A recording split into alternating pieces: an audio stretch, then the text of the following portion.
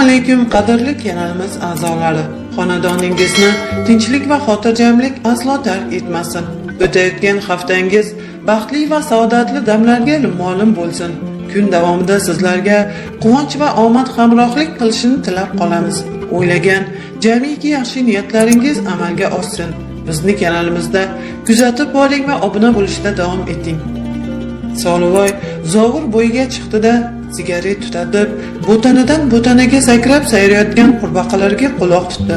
Ha, uzoq kutib o'tirishi mumkin emas. 5-6 daqiqa ichida uchrashuv joyiga yetib borishi lozim. Yo'qsa, maysara kirib ketib qolishi tayin. Aksiga olgandek, uchrashuv joyi ham do'lta ustaning tomorqasi burchagida. U yerga taxtadan baland qilib qurilgan devorni oshib, undan so'ng Makka jo'xorilarni oralab o'tiladi. Makka jo'xori oralab yurish esa oson ish emas. Hamma yog'inga so'taning soqollari yopishib qoladi. Xayriyat, to'yga bir hafta qoldi, deya shivirladi Solivoy, soqol yopishib qichisha boshlagan yelkalarini ishqalay. Oxirgi marta qiynalsam qiynalibman-da, to'ydan keyin eslab yuradigan bo'laman. O'ylaganidek, maysara burchakka qisilganicha ko'zlari to'rt bo'lib uni kutayotgan ekan. Solivoy yugurib kelib sevgilisini mahkam quchoqlab oldi. "Kechir, picha kuttirib qo'ydim", deya o'zini oqlagan bo'ldi u. "O'zing tushunasan-ku, qishloq ko'chasida yurganingni chollar ko'rib qolsa, gap so'z ko'payadi. Buning ustiga Makka jo'xorizor ham rosa ovora qildi. Qoyalari chirmashib ketganmi bir-biriga, xafa bo'lganim yo'q."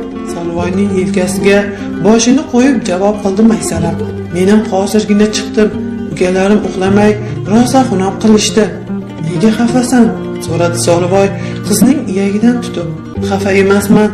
Yo'q, oldingi safargidek chehrang ochiq emas. Qorong'ida chehramni qayoqdan ko'ra qoldingiz? Sening chehrang oydan ham oydinroq. Ko'zimni yumib ham ko'raman uni. Bekor qilasiz." "Nimaga?"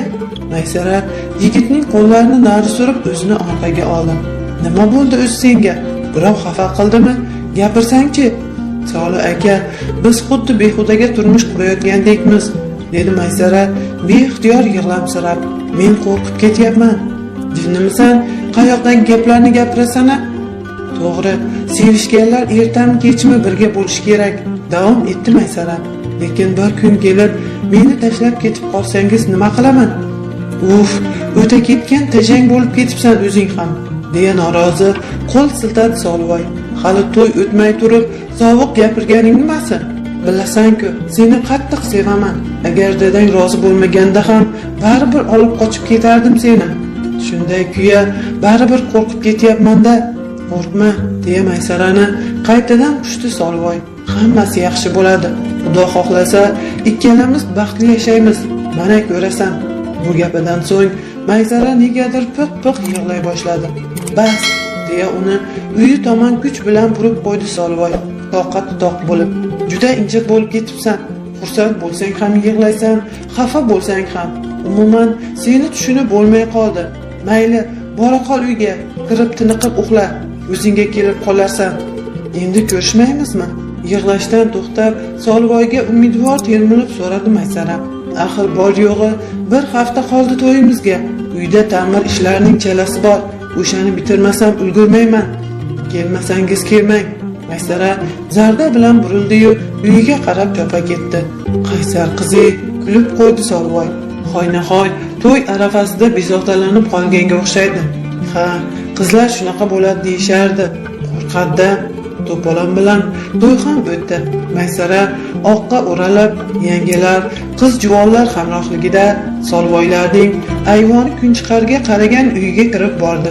Kuyov bo'lmish bu pallada hovlining qorong'iroq yeriga o'tib olgancha sigaret tutatar, yonidagi jo'rasi Shuhratning xufiyona maslahatlari ham qulog'iga kirmasdi. Nihoyat uni ichkariga chorlashdi. Odatga ko'ra bir guruh jo'ralar qurshovida eshikka yaqin bordi. Kimdir ostonada qulochini yoygan kuyi kuyovdan pul kutayotgan o'rta yashar ayolning qo'liga bir changal 200 talik tutqazdi-yu, shu zahoti qolganlar yo'lto'sarlarni kuch bilan nar surib ichkariga Solivoyni kiritib yuborishdi. Oradan hech qancha payt o'tmay barcha irim-sirimlar ado etildi. va kelin kuyovlar yolg'iz qolishdi. Maysara 8 qavat ko'rpa ustidan vahima aralash tushdi-da, o'zini yotgan yerida zimdan kuzatayotgan Solvoyga ham e'tibor qilib o'tirmay parda ortiga o'tib oldi. Solvoy bir muddat nima qilishni bilmay garang bo'ldi. Axir nima qilsa bo'ladi? Nega o'rnidan turib ketdi? Mumkin emas-ku bunday qilish. U shoshilmay o'rnidan turib, bo'ynidagi bo'yinbog'ni yechib bir chetga otdi-yu, parda tomon yurdi. "Iltimos, menga yaqin kelmang", yalingan ohangda so'z qotdi Maysara titrab qaqshab. "Iltimos qilaman sizdan." "Nimaga?" hayron bo'ldi Solvoy. "Biz endi xotinmiz, nikoh o'qilgan. Nimadan qo'rqasan? Begona emasman-ku, sevgilimsan-ku. Baribir yaqin kelmang. Meni sevmaysanmi yo?" Jahli chiqa boshlagan Solvoy endi do'q qilishga o'tdi. "Gapir, aldab yurganmiding?" "Yo'q, unda nega qochasan mendan? Shunday qilishim kerak. Xunob qilib tashlading o'zing ham. O'zingdan ko'r, baqir-chaqirimga ham qarab o'tirmayman." Sevgan odamning qolaversa yigitlik avj pallasiga qadam qo'ygan yigitning qoni qaynoq bo'ladi. Solvoy jahl bilan Maysarani o'ziga tortdi-da, ko'rpa ustiga o'tkazdi va avval boshidagi ro'molini, ketidan oppoq harir ko'ylagini yechib tashladi. Yechdi-yu, qotib qoldi. "Qaramang, qaramang!" deya yig'lardi Maysara, badanlarini kaftlari bilan berkichga urinib. "Menga yaqinlashmang." "Bu nima, Maysara?" tutilib so'radi Solvoy, Maysaraning badandagi oq dog'larga ishora qilib. "Gapirsang-chi, nima bu?" "Hech nima", dedi Maysara, hamon yig'idan o'zini to'xtata olmay. "Sizga aytgandim-ku, bilgandim." "Tushunmadim." Solvoy sekin borib xotinining oq dog' bosgan badaniga qo'l yubordi. Biroq Maysara o'zini nariga oldi. "Sen kasalmiding, Maysara?" "Ha, kasal edim", javob berdi Maysara yig'i aralash. "Nega qarab turibsiz? Meni haydamaysizmi?" "Bu nima deganing, ahmoqvoy? Men unday deyotganim yo'q-ku. Faqat nimaligini bilmoqchi edim, xolos." "Soli aka, men kasalman", zorlandi Maysara. "Kichkinaligimda qizamiqdan keyin shunaqa dog'lar paydo bo'lib qolgan. Nima qilay? Qisqasi, mana haqiqatni ham bildingiz. Endi meni bemalol haydab solishingiz mumkin. Xafa bo'lmayman. Ha, xafa bo'lmayman. Yig'lama, yig'lama. Faqat sen yig'lama. Bilasanmi? Bo'ldi, bas qilaylik. Ahmoqona gaplarni gapirma. Kiyinib ola qol. Seni boshqa bezovta qilmayman." Maysara yalt etib Solvoyga boqdi-yu, shu zahoti nigohlarini olib qochib, polda yoyilib yotgan oq harir ko'ylakni qo'lga oldi. Lekin kiymadi. Asabiy holatda parda ortiga uloqtirib seplari orasidan atlas ko'ylak lozimini pana-panalak kiyib oldi. Erta tongdanoq qarindosh, qo'shni xotin xalaj yuz oshtiga hozirlik ko'ra boshlashdi. Solvoy devor miyon qo'shnilari yo'lchi buvaning hujrasida yolg'iz o'tirar, uyqusizlikdan qizargan ko'zlarini yumgancha chuqur o'yga tolgan edi. "Qanday kunlarga qoldim?" ich etini kemirib, savollariga javob izlardi u. "Shunday sevgilim kasal chiqsa, kimga dardimni aytaman? Eshitganlar nima deydi?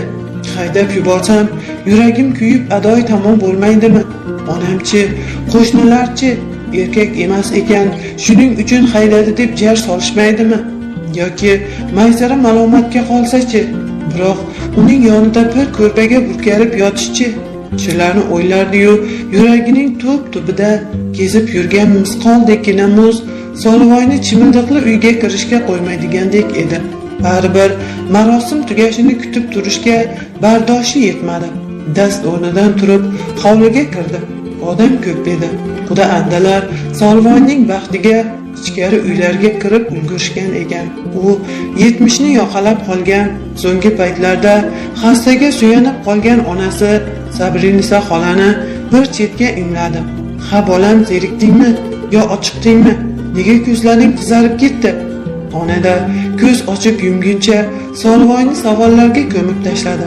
"Boshqa gap chiqib qoldi, ena", dedi Solvoy yer chizib. "Nima gap? Tinchlikmi?" javdirab boqdi ona o'g'liga. "Ena, keliningiz nima qildi kelinimga? Ana duppa durust xizmat qilib yuribdi. Nima bo'ldi? Uning Maysaraning badanida pesi bor ekan, deya ters o'girib oldi Solivoy. Nima? O'ylab gapiryapsanmi? Ha, hamma yog'i pesga to'lib yotibdi. Voy sho'rim, boshini changallab oldi Sabrinisa xola. Endi nima bo'ladi bolam? Voy sho'rim qurib qo'ya qolsin. So'ngra sal o'zini tutib Solivoyning quloqiga pichirladi. Zinhor birovga aka ko'rmagin, indamagin. Ilohim, peshonang qursin, peshonangina qursin. Bu gap bir zumda quloqma-quloq butun mahalla ahliga tarqaldi. Kimdir ishonib, Maysaraga sezdirmaygina ora qaradi. Kimlardir Solivoyni ojizga yo'ydi. Qarindosh urug'larning ham yangi kelinga munosabati birdan o'zgardi. Ular Maysaraga atayin sezdirib, pichir-pichir qilishar, iloj topsalar, uzib olgilari kelardi. Ammo hech kim tilga kirib uning yuziga solmadi. Sabrinisa xola shunday deb tayinlagandi. Bu-ku ayollar orasida kechayotgan xunuk hodisa edi. Solivoyning ahvoli yanada og'irroq kechdi. U kechga qadar yegan-ichganida halovat topa olmadi. Miyasida bir savol aylanib, misoli do'zax o'tida qovurilardi. Mana tag'in kech tushdi.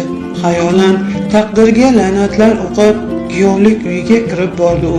Nima qilish kerak? Bunday kezlarda qanday yo'l tutsa bo'ladi? Birovga ayta olmasang, dardingni xatting sig'ib yaqin oshnangga ham to'kib sola olmasang. Solivoy bir burchakdan turib xotiniga ko'z tashladi. Maysaraning yig'idan qovoqlari shishib ketibdi. Rangi ham oqarim qaragandek. Indamasdan qavat-qavat ko'rpalar ustiga o'tirdi-da, boshini changallab oldi. Kechirim so'ramasmikan? O'yladi Solivoy. Nima bo'lganda ham meni aldadi-ku, yo jur'at qila olmayaptimikan?